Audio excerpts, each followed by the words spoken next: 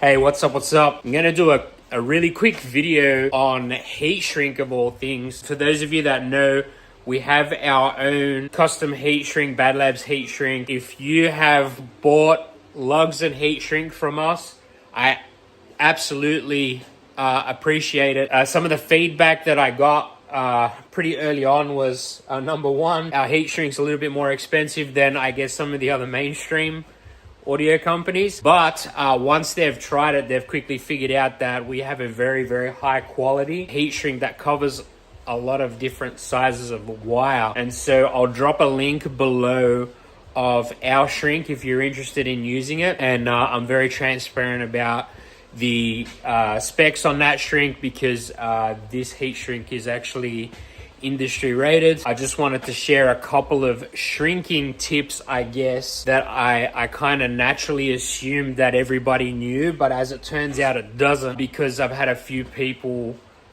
say, hey, why is the logo skewing so much? I bought your shrink because I really like the logo. So I'm going to show you guys an example of what can happen when you're shrinking if you don't shrink, I guess, the right way. And what you'll end up with is a super skewed logo. And so I'll do a live demonstration here on the best way to shrink your shrink. And it doesn't matter if it's mine or if it's from another company. A lot of people are just like, oh, is that it? Is that how you get it looking so good? So I thought I'd just take a minute out today and quickly share that. And the reason why we have our own branded shrink is because I use a lot of heat shrink, and I really, really wanted a very good, high quality shrink with a black and white combo because we have a black and white theme. And as it turns out, the black and white combo is our number one seller by a long shot. So let me turn this camera around and I'll give you probably the best tip that you're gonna have when shrinking your custom shrink. Again, doesn't matter who you're buying it from. Let's get it.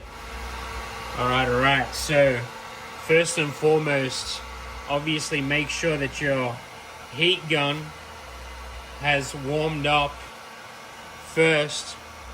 And what you're gonna do is you're simply gonna put your shrink over your estimated area, and you can kind of guide this as it shrinks down, but this is going to be the best way to get a great result on keeping that logo intact. Doesn't matter if you're using ours or somebody else's. And what I kind of try to do is I just kind of put my thumb over the end there just to hold it in place a little bit. You're not going to burn yourself here. Obviously, if you put your hand directly into this, it's gonna burn, but keeping it on the side, it's not. And you're basically just gonna want to slowly shrink the back first.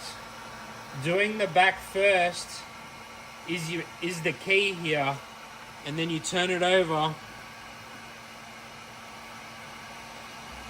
and you shrink the front, and then what you end up with is a really, really nice logo finish on the front. Naturally, what we do is, and I'll just throw another one on top. Naturally, what we do is we put it on like this, right? And then we say, oh yeah, cool, let's shrink it like that.